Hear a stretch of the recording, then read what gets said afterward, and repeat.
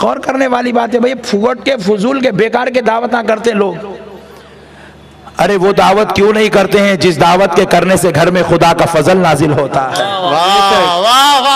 अरे वो एहतमाम क्यों नहीं करते हैं जिसके एहतमाम करने से एनिवर्सरी करे तो घर को ससुर जी आते, बेटी दामाद को मुबारकबाद देने, हाँ सासू माँ वो भी बुलाए तो जी। आजकल तो बड़े डेंजर हो गए लोग।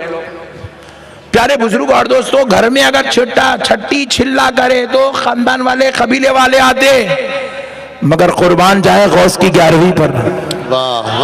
जहां गौस की फातिहा होती है वहां बगदाद से सारे आलिया के सरदार गौसे पाक तशरीफ लाते।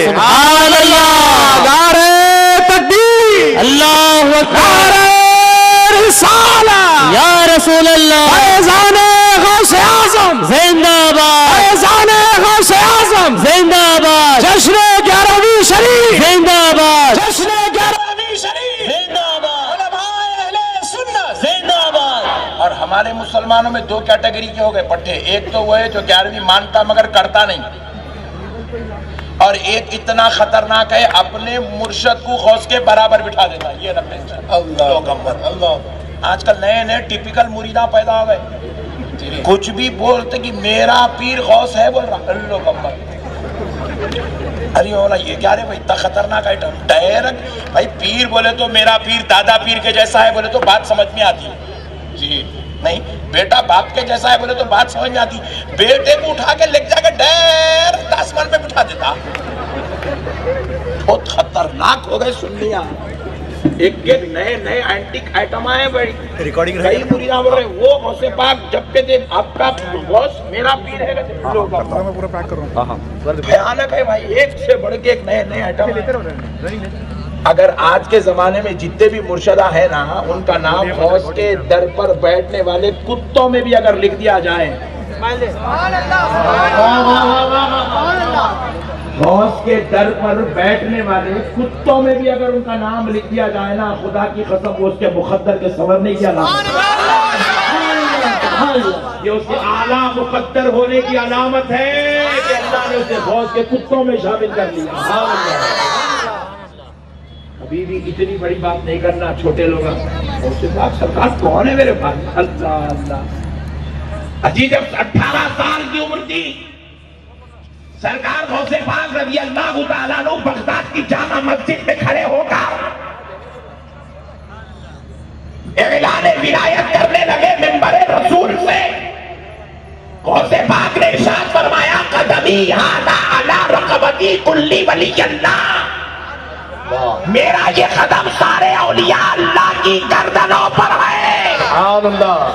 और जितने बगदाद में थे, जितने इराक में थे, अल्लाह ने उनको जाहिरी तौर पर गौसे पाक का यह ऐलान उनके कानों तक पहुंचाया, लेकिन जो दुनिया के खित्ते खित्ते में औलिया अल्लाह बैठे थे, रूहानी तौर पर अल्लाह ने गौसे पाक का यह ऐलान उनके कानों तक पहुंचाया। खरासान की पहाड़ियों पर सुल्तानुल औलिया हिंदल वली अताए रसूल सरकार ख्वाजा मुईनुद्दीन चिश्ती हसन संजरी गरीब नवाज ने जब गौसे पाक का ये ऐलान सुना तो गरीब नवाज ने क्या कहा? गरीब नवाज कहते हैं, अब्दुल कादिर तुम्हारा कदम न सिर्फ मेरी गर्दन पर है बल्कि मेरी आंखों पर भी है। मेरे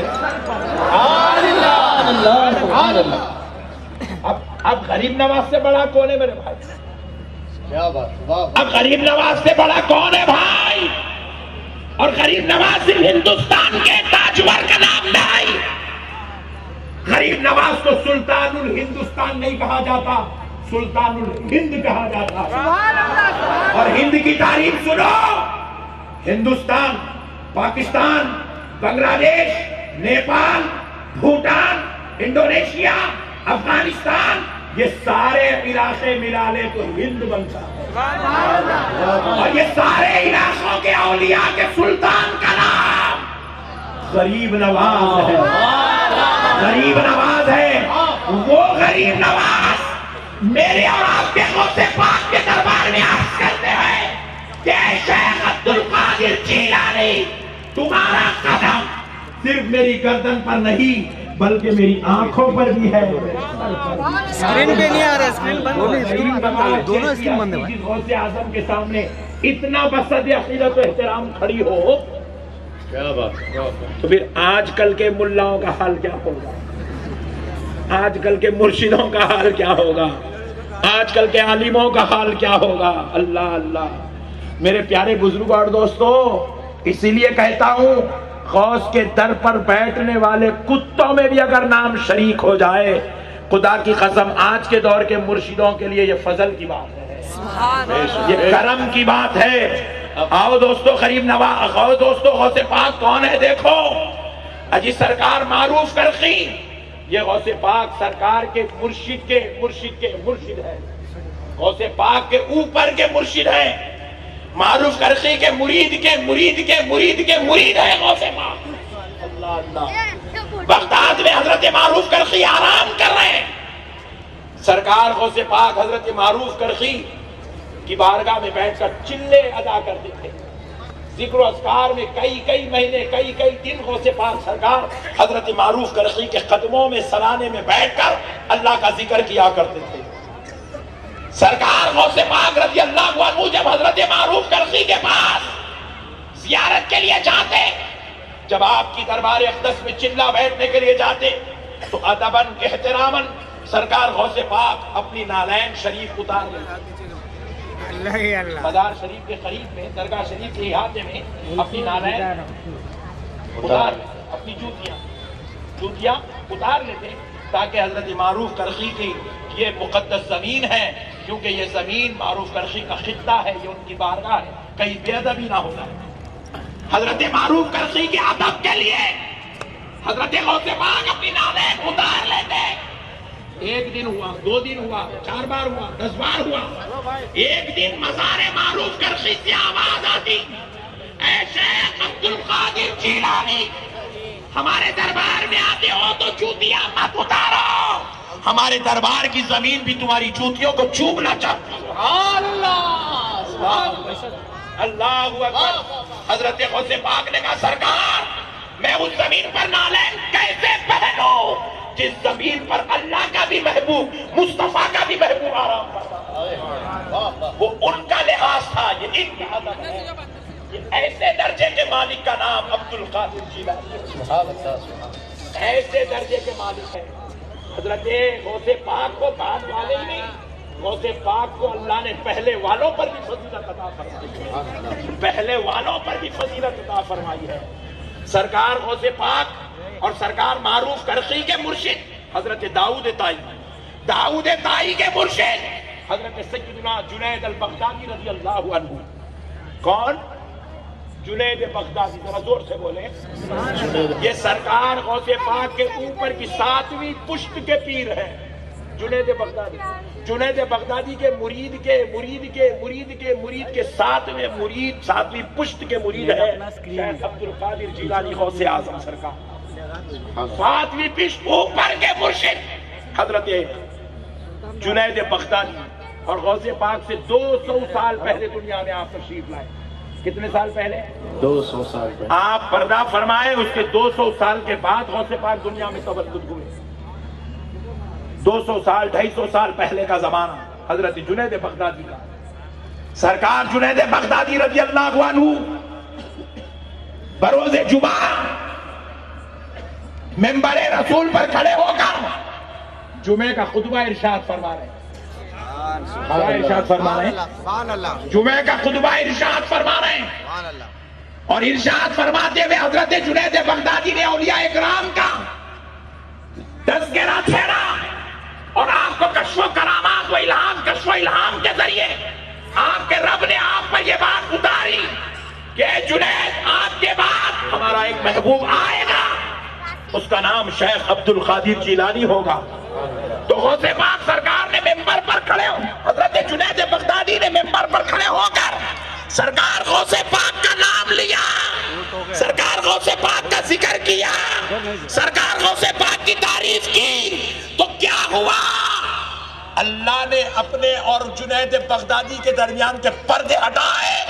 जुनैद बगदादी ने मिंबर रसूल पर खड़े होकर अपने अपने रब के नूरानी जलवों को देखा, नूरानी जलवों को देखा, और जैसे ही उनसे फरागत हुए तो गौसे पाक के नाम के अदब और एहतराम के लिए जुनैद बगदादी ने दौरान खुतबा मिंबर शरीफ छोड़कर नीचे उतर गए। कहा है अल्लाह, ये अदब है तेरे उस महबूब का जो आज से 200 साल बाद दुनिया में तशरीफ लाने वाला। ये है अब सरकार गौसे पाक। क्या बात, हम जानते नहीं है गौसे पाक कौन है। प्यारे बुजुर्ग और दोस्तों, गुलाम पुकारते हैं ना, अल्लाह की इज्जत और जलाल की कसम, अल्लाह ने गौसे पाक को वो मुकाम, वो मर्तबा, वो दर्जा, वो शान अता फरमाई है।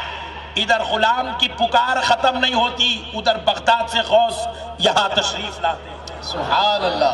हर हाल गौसे पाक गुलामों की मदद फरमाते हैं, हर हाल मदद फरमाते हैं। बेशक अल्लाह ने गौसे पाक को उस जमाने का गौस नहीं बनाया, अल्लाह ने गौसे पाक को सुबह क़यामत तक के लिए गौस बनाया है। सुबह क़यामत तक के लिए गौसियत का मर्तबा अल्लाह ने सरकार गौसे पाक को अता किया है। प्यारे बुजुर्ग और दोस्तों, देखो गौसे पाक की फातिहा करने से क्या फायदा होता है और हम क्यों करते हैं। एक बुढ़िया अपनी बहू को लेकर रोते हुए मैदान से गुजर रही थी, और उस वक्त सरकार गौसे पाक रजी अल्लाह तआला अन्हु की उम्र शरीफ बमुश्किल 7 साल थी। कितने साल? 7। जरा जोर से बोले। 7 साल। सिर्फ 7 साल थी।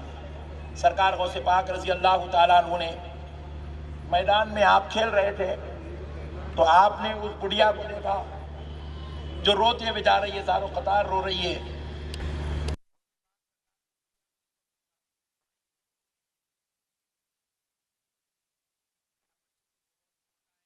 प्रॉब्लम नहीं समझ सकता, मैं बड़े टेंशन से गुजर रही हूं इसलिए रो रही, तू मेरा मसला नहीं समझ सका। माई बताने में तेरा क्या जाता है, बता तो दे क्यों रो रही है।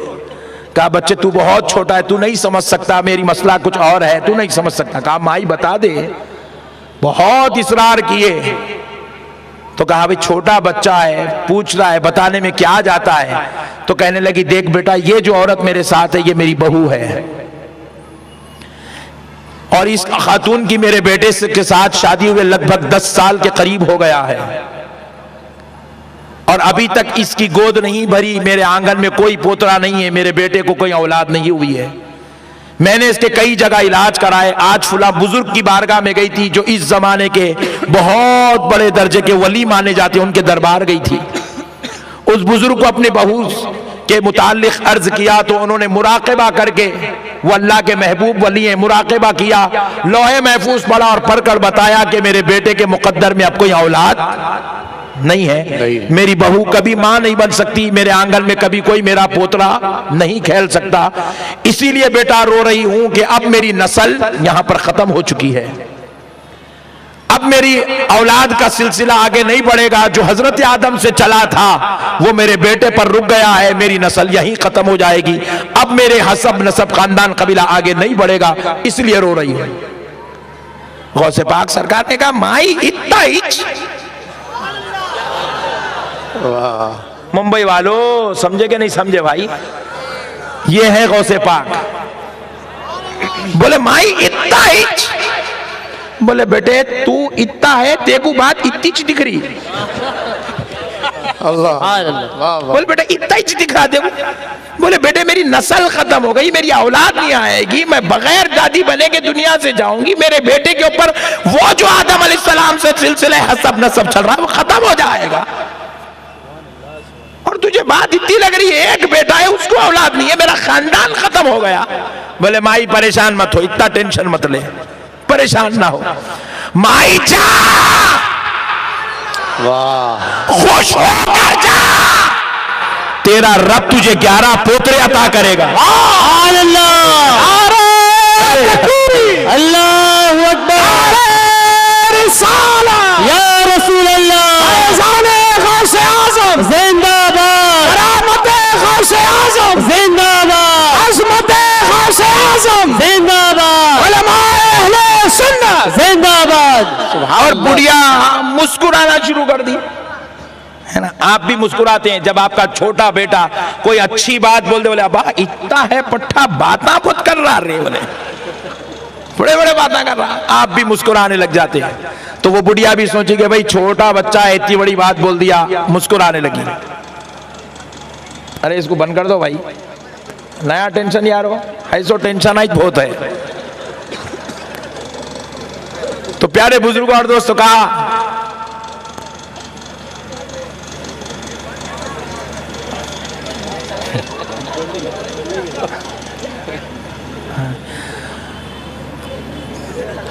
कहा माई जा, अल्लाह तुझे खुश कर देगा, तुझे 11 पोतरे देगा। बोले छोटे बच्चे के मुंह से बात अच्छी लगी, बुढ़िया रोना भूल गई, मुस्कुराना शुरू करी, चले गई। उसको नहीं मालूम ये गौसे पाक है, हाय हाय, उसको नहीं मालूम ये चमने ज़हरा का फूल है, उसको नहीं मालूम ये अली की आंखों का तारा है, उसको नहीं मालूम ये हसनैन के दिलों का दुलारा है। सोची के बस बच्चा बोल दिया, चले गई। और नेक्स्ट मंथ गुड न्यूज, सुभान अल्लाह। बोली 10 साल से तरस गई खुशखबरी सुनने, बड़े बड़े तबीबों को बताई, खुशखबरी नहीं मिली। हजरत करने गई थी, मुराकबा करके लोहे महफूज पढ़ के बोले औलाद नहीं है मुकद्दर में ही। वो बच्चा बोला 11 पोतरे होंगे, दूसरे महीने में गुड न्यूज। क्या बात है, परेशान हो गए। बोले वो बच्चा कोई मामूली बच्चा नहीं है, कुछ ना कुछ काम का बच्चा है। अब निकली घर से वो बच्चे को ढूंढने, अल्लाह अल्लाह। अब 1 महीने के बाद फिर वो मैदान में आई बेचारी, आके लोगों को पूछ रही है, 1 महीना पहले एक बच्चा खेल रहा था, लोग पूछे नाम क्या है, बोले नहीं मालूम। बोले उसके वालिद का नाम, बोले वो भी नहीं मालूम। बोले खानदान, बोले वो भी नहीं मालूम। हुलिया कैसा था, बोले वो भी याद नहीं है। तो बोले तू दिवाली हो गई, घर को जाके बैठ। बोले बेचारी मायूस हो गए, घर को चले गई। कभी कभी निकलती, यूं यूं ढूंढ लेती, बच्चों को देखती, पकड़ते जाती, हुलिया देखते जाती, बोली ये हो सकता है, ये होगा, ये होगा। बड़ी बेचैनी से ढूंढती, ढूंढते ढूंढते 9 महीने निकल गए, पहला पोतरा घर में आ गया। सुभान अल्लाह, सुभान अल्लाह। 11 साल निकल गए, 11 पोतरे घर में आ गए। इधर सरकार गौसे पाक की उम्र शरीफ 18 साल की हो गई। मेरे और आपके गौसे पाक ने 18 साल की उम्र में बगदाद की जामा मस्जिद में खड़े होकर ऐलान विलायत किया। सारे बगदाद में कोहराम मच गया कि अब्दुल कादिर ने अपनी विलायत का ऐलान किया है। तो सब लोग जो जानते थे सरकार अब्दुल कादिर जीलानी की तरफ दौड़ने लगे। बुढ़िया पूछी भैया अब्दुल कादिर है कौन जो अपनी विलायत का ऐलान करता है? तो लोगों ने कहा एक 18 साल नौजवान है जो खानदान अलीउल मुर्तजा से है, जो नस्ल रसूल पाक से है, जो फातिमतुज ज़हरा का चमन का फूल है, जो हजरत अली व हजरत हसनैन की आंखों का तारा है। तो बुढ़िया समझ गई कि 18 साल अगर आज उसके है तो 11 साल पहले मिला था, तो ये वही 7 साल का बच्चा है। बुढ़िया दौड़ी दौड़ी भागी भागी दरबारे गौसे आजम में आई। गौसे पाक सरकार को दूर से देखा, रुक गई। गौसे पाक जैसे ही इसको देखे पलट गए। बोले फिर पकड़ लेगी, नए मसले पूछेगी। गई सरकार गौसे पाक के कदमों में गिर गई, पकड़ के बोली सरकार तुम वही हो ना जो आज से 11 साल पहले मिले जब तुम्हारी उम्र 7 साल की थी? गौसे पाक ने मुस्कुरा कर कहा हाँ माई मैं वही हूँ। अल्लाह, क्या बात, वाह वाह वाह। माई तेरे पोतरे कैसे हैं? माई तेरे घर के खिलौने कैसे आए? आज उसी मसले को हल करने आई हूँ, आज उसी मसले को हल करने आई हूँ कि अब्दुल कादिर मेरा ईमान है। मैं उस वक्त जिस बुजुर्ग के पास जाकर आ रही थी वो कोई लींबू पीर नहीं था। Point to be noted. आज सुन्नियत को गाड़ दिए लोग लींबुओं के बीच में, नारियलों के बीच में लाके। आजकल लींबू देना, नारियल देना, पलीते देना, लोबान देना, कांटियां देना, ये सुन्नियत बन गई है। लानत है ऐसे लोगों पर जो इसको सुन्नियत समझते हैं। दोस्तों बोली उन्होंने तो नहीं बोली, मैं बोल रहा हूं। बोली मैं उस वक्त कोई लींबू पीर करने जाके नहीं आ रही थी, मैं कोई नारियल पीर की बारगाह से नहीं आ रही थी, मैं कोई गंदा पलीता चला के नहीं आ रही थी।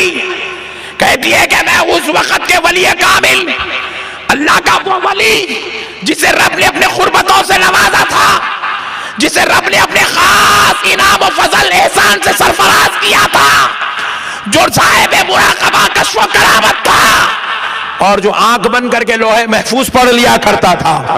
मैं उस बुजुर्ग की बारगाह से आ रही थी और उन्होंने मुराकबा करके मुझको लोहे महफूज पढ़ के बताया कि मेरे बेटे के मुकद्दर में कोई औलाद, मेरे बेटे के मुकद्दर में कोई औलाद नहीं। खुदा की कसम मेरा ईमान है वो बुजुर्ग ने सही कहा था। क्या बात, वाह वाह। मेरा ईमान है वो बुजुर्ग ने सही कहा था। और अब्दुल कादिर मेरा ईमान है कि तुमने जो कहा 11 पोतरे होंगे, तुमने भी सही कहा है। सुभान अल्लाह। मगर अब्दुल कादिर मैं इसी टेंशन में 11 साल से घुल रही हूं। एक सही हुआ तो दूसरा गलत होता। जी, ये कायनात का पहला वाकया है जो दोनों भी सही है मगर दोनों एक दूसरे के अपोजिट है। ये कैसे हुआ? जब उन्होंने कहा कि औलाद नहीं है तो हक है, और तुमने कहा 11 पोतरे होंगे, ये भी हक है। औलाद का नहीं होना भी हक और औलाद का होना भी हक, ये कैसे हो सकता है? तो कहा माई सुन, हाय हाय हाय, अब करोगे तुम 11वीं, तुम जानते नहीं गौसे पाक कौन हो। इसीलिए जो है इन्हें आजकल इतने खतरनाक आइटम आ गए मार्केट में, मेरा मुर्शिद मेरा मुर्शिद मेरा मुर्शिद मेरा मुर्शिद मेरा मुर्शिद। अरे काहे का मुर्शिद रे दीवाने। याद रखो, कोई आदमी भी उस वक्त तक पीर नहीं बन सकता जब तक उस पर पीराने पीर की नजर नहीं होती है। पीर बनने के लिए पीराने पीर का दर का गुलाम बनना। सुभान अल्लाह, सुभान। अरे जिस पीर को पीराने पीर ने पीर बनाया तो पीर का चर्चा इतना हो तो फिर पीराने पीर का चर्चा कितना होना। सही बोल रहा हूँ गलत बोल रहा हूँ? हक। अरे थोड़े लोग इंच बोल रहे क्या जी भाई? सुभान। सही बोल रहा हूँ। हर मुरीद को चाहिए अपने पीर को अगर दिन में 10 मर्तबा याद करा तो पीराने पीर को 14 मर्तबा याद कर, क्योंकि तेरे पीर की नैया मेरे गौस के हाथ में बैठी हुई है। हक है, हक है। तेरे पीर की नैया मेरे गौस के हाथ में है। मेरा गौस जिसे चाहता है उसे उठा देता है, जिसे चाहता है उसे डुबा भी देता है। बेशक बेशक। नहीं समझे हम गौसे पाक को? प्यारे बुजुर्गों और दोस्तों, गौसे पाक कहने लगे माई सुन, तू जो कह रही है बिल्कुल खुदा की कसम दोनों भी हक पर हैं। वाह। बोले गौस ये कैसे हो गया? कहा माई वो बुजुर्ग ने मुराकबा किया तो लोहे महफूज पढ़ा, पढ़कर कहा जो लोहे महफूज में देखा वो तुझको सुना दिया कि तेरे बेटे के मुकद्दर में कोई औलाद नहीं है। और खुदा की कसम माई उस वक्त तक तेरे बेटे के मुकद्दर में कोई औलाद लिखी हुई नहीं थी। जो उन्होंने देखा वो उन्होंने तुझे सुना दिया। मगर माई सुन, जब मैंने तुझे रोता हुआ देखा, परेशान हाल देखा, मुसीबत ज़दा देखा तो मुझे रहा ना गया, तो मैंने अपनी जुबान हला के कह दिया कि 11 पोतरे होंगे। इधर जुबान हल गई, उधर मौला ने कह दिया फरिश्तों इसके बेटे के मुकद्दर में लिख दो। मेरे अब्दुल कादिर ने कहा है तो इसके घर 11 पोतरे होकर ही रहेंगे। नारे तकबीर, अल्लाहू अकबर, रिसालत या रसूल अल्लाह, हाज़री या अली या अली, फैज़ान गौसे आज़म जिंदाबाद, सिलसिला कादिरिया जिंदाबाद, फैज़ान सिलसिला कादिरिया जिंदाबाद, उलमाए अहले सुन्नत जिंदाबाद। सुभान अल्लाह, सुभान अल्लाह। इसीलिए 11वीं करते हैं। गौसे पाक घर में आते ना तो देखते बास दुखियारे हैं, बास दर्द भरे हैं, दिलों के टूटे हुए हैं। गौसे पाक की रूह मुबारक कहती है अल्लाह ये मेरा चाहने वाला है, वाह वाह। ये मेरी 11वीं करता है मौला। सुभान अल्लाह। मेरे नाना की मीलाद करता है मौला, मेरे नाना मेरे आबा व अजदाद की मुहर्रम की फातिहा करता है मौला। मौला मैं सब कुछ तो बर्दाश्त कर सकता हूँ मगर अपने दीवाने को टूटे हुए दिल के साथ बर्दाश्त नहीं कर सकता। क्या बात है, वाह। मौला मैं अपने आशिक को दर्द भरे दिल से नहीं देख सकता। मौला आज 11वीं की फातिहा में मैं आ गया, मेरे जाने से पहले इसके मसले हल कर दे मौला, इसके मसले हल कर दे मौला।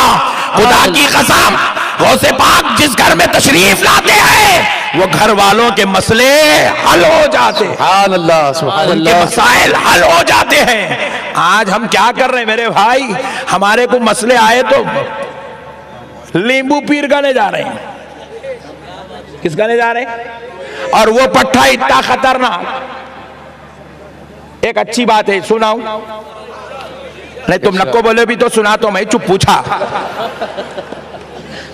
सुनो दोस्तों, मेरा एक शागिर्द है बेचारा, हाल हाल में शादी हुई, मेरे को पूछा मौलाना हजरत कुछ ऐसी नसीहत फरमा दीजिए, घर में बेगम के साथ खुश रहा तो बस से। बोले नहीं, आजकल कैसे खतरनाक चल रहे लड़ाई झगड़े, इतने टेंशन। पुलिस वालों का ने पुलिस स्टेशन गए तो चोरी के केसात 10 है, मर्डर के केसात 3 है, बीवी शौहर के लड़ाई के केसात 70 है।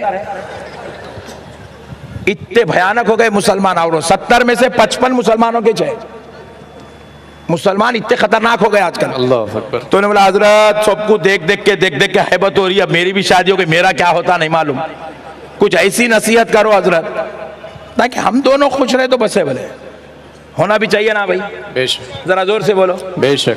और याद रखो, बीवी को खुश वही रखता है जो बीवी बना के लाता है, वाह वाह। और बीवी को वो खुश नहीं रख सकता जो नौकरानी बना के लाता है। क्या बात, अरे वाह, बहुत लोग बोले सुभान अल्लाह, जरा जोर से बोलो।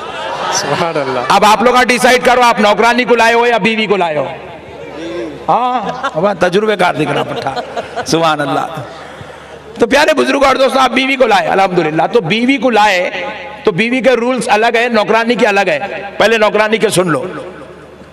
सुबह उठते ही पहले नाश्ता बनाना, फिर उसके बाद बर्तन धोना, कपड़े धोना, फिर बच्चों को देखना, फिर उसके बाद सास ससुर को पूरा खिदमत करते रहना, फिर उसके बाद जो है झाड़ू मारना, पोछा मारना, ये देखना, वो करना, ये करना। शाम में 8 बजे थक के बैठी अम्मा, सुबह 7 बजे उठी, अब बैठी रही अल्लाह मई, बाबा के घर में सुकून से थी, गारत के गड़े में आ गई रे मौला, ये जहन्नम मेरे किस्मत में कहीं को लिखा मेरे मौला, तू कोस लेते बैठी बेचारी, शिकवे करते हुए अपने रब से।